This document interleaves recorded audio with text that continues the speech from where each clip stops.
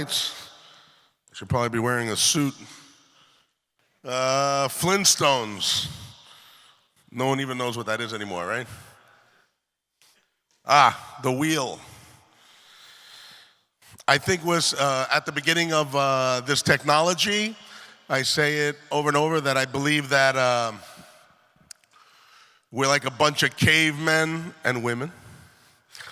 And someone invented the wheel and it's rolling down the hill and everyone's laughing because it's rolling so far compared to anything else we've ever seen. And I think that's where we are right now.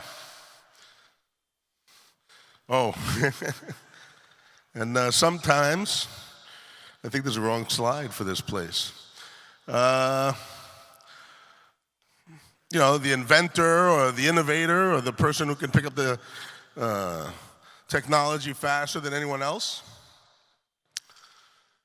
tries to explain it to other people and say, oh, we can help out, but everyone's usually stuck in their way. And it's our job to break through. Some people, before the Industrial Revolution, were on a donkey, and the train came along, and they go, oh, look at that infernal machine. We're like the train during the Industrial Revolution, and a lot of them don't want to get on the train. They want to get on a donkey. They want to stay on their donkey, nice, warm, quiet donkey. But I don't need to tell that to you folks. You're already in. You're already on the train. So some of you are going to become Vanderbilts, Rockefellers, Carnegies, build a railroad. This is Orville and Wilbur Wright's bicycle shop. They sold bicycles. If they asked for permission from Boss Hogg over there to fly an airplane, which no one ever heard about, I don't know if he'd give it to them. I say that to many people. So we're here in the Polycon where we're pushing securitized type tokenization. And a lot of people are going to try to stop us. And everyone here, they're going to try to stop you. There's Boss Hogg over here from Dukes of Hazzard. Does anyone know what Dukes of Hazzard is?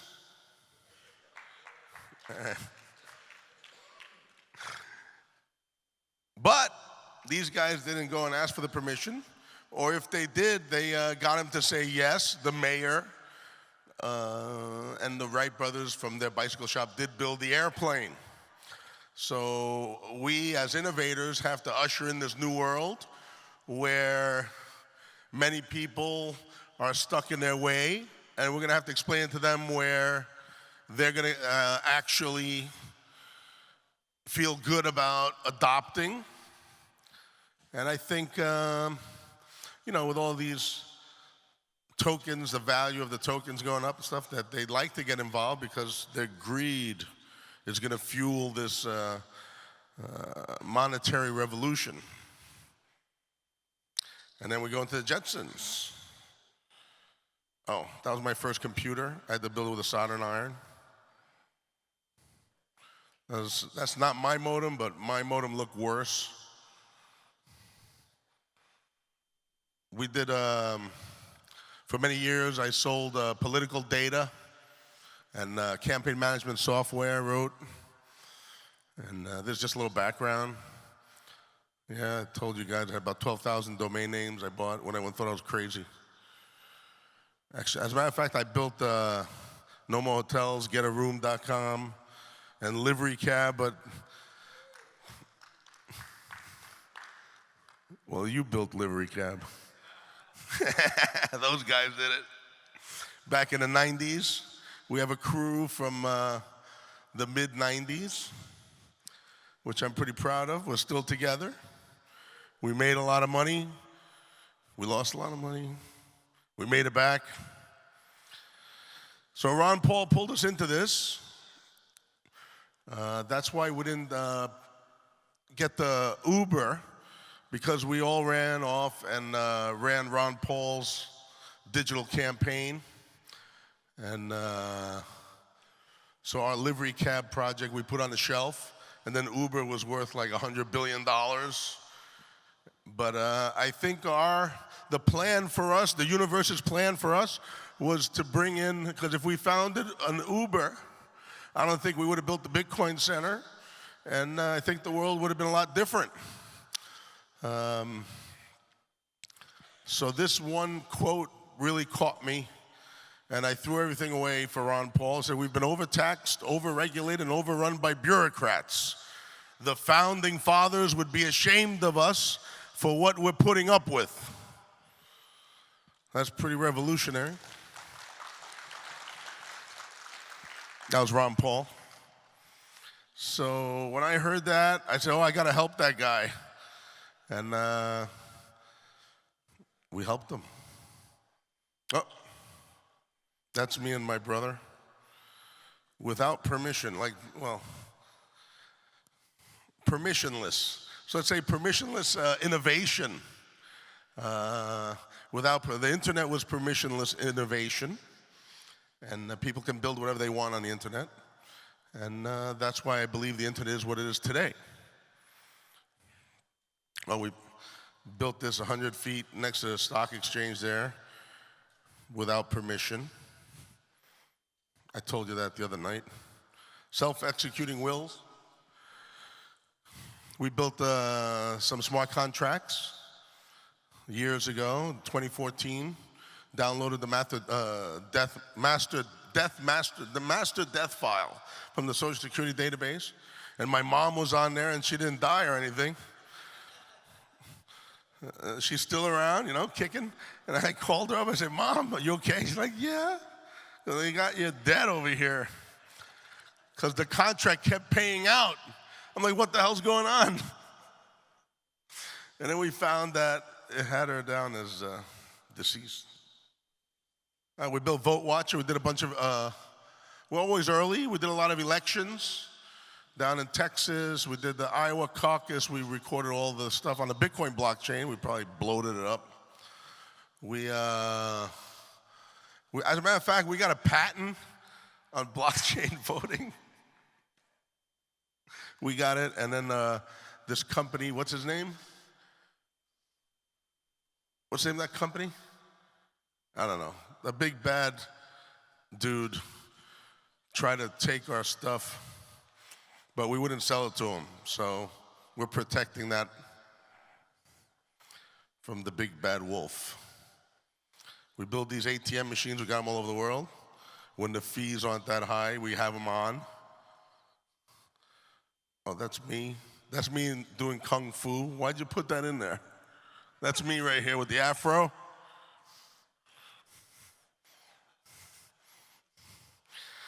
Are ICOs a bubble? I think ICOs are the pin that are going to pop the legacy financial system bubble. I think you guys have big responsibility. Have a big responsibility to take over the back smoke-filled rooms that have been handed down. The power has been handed down for generations. And they make more money when there's more secrecy, and we're all about clarity, and that's our job now. So we went over, what was that? That was like the World Government Summit. I don't know why they had me speaking there, but they did. I had a bunch of guys from royal families and stuff, because we have this project called ZAP, and zap.org, and we oracleize, we take data. A lot of people say Oracle, oh, that's the database, right? I'm like, no. So we take data from the real world, the three-dimensional world, and we trigger events on smart contracts, trigger financial events. So we have a bunch of sensors and pipelines and stuff that pipes that we build that go into pipelines. And people can figure out Because if something goes through one piece of the pipeline, it's owned by this guy. And if it goes through that piece of the pipeline, 17 nephews get a cut of it. That's where I was. They were explaining it to us. We're trying to figure something out. And not just oil and gas, but anything you think of. We're building these soil samplers. But whatever.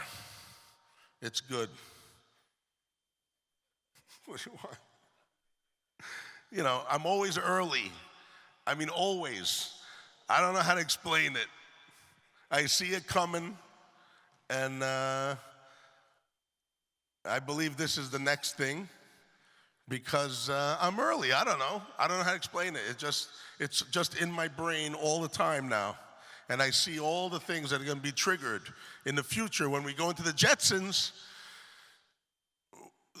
where our lives are going to be a financial instrument. We're going to be walking through three-dimensional space, interacting, and financial events are going to occur. I mean, they occur now when we walk through, but they're not provable, not transparent. They're not, you know, we have to think about intermediaries and stuff. All the intermediaries are going to be gone, and we're going to be walking through three-dimensional space, and our contracts and other people's intermingle with other people's contracts. That's another site. That's joking. Wow, I went through the slides pretty fast. So I think everyone in this room has a great responsibility to usher in this new world, transparent world, where in the past, you know, governance was top down. I mean, before governance, you know, everyone was pretty much equal except whoever had the bigger club. And then governance occurred, and with technology, they created, you know, currencies were created where the government was the only one allowed to make the currency, and the financial instrument, they had to bless the financial instruments, stuff like that, like we're fighting for here in this convention here.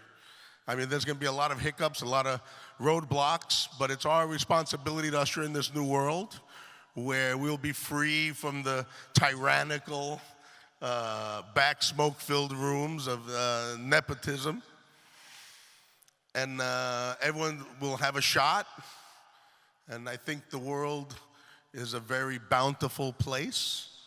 I know in the 50s, only one person had to work, and everyone ate well, and there were 2 cars in the garage and stuff. And now the whole family, 5 people work, and they can't make ends meet. And I don't believe that has anything to do with the world did not lose, you know, 80% of the food on the surface. As a matter of fact, we have machinery that's creating abundance, and yet we have financial systems that are oppressing our minds with the opposite of abundance. What's that? Scarcity. Not our kind of scarcity, not digital scarcity. So I believe that it's our responsibility to walk tall and be bold. And when you hear stuff in the news, 200 subpoenas went out and all that shit, I mean, we have to fight. And it's up, you know, you just gotta, you only have one life to live. What are you gonna do? You're gonna keel over? You're gonna go to sleep at this time? Or you're gonna be frightened? Some guy with a piece of paper? It's your responsibility. You know that this is gonna usher in a brave new world. You know, a great new world where your actions are going to make a difference. They're going to make the difference. And it's up to you and me and all of us in this room and the guys hanging outside, because we know what can be done. And we know that there's powers that are going to come out this year against us. And we're going to stand here. And you know how they said that the things are too big to fail, the banks and all those institutions are too big to fail. Well, I think liberty is too big to fail. Financial liberty. This is our declaration of monetary independence. And financial liberty is too big to fail.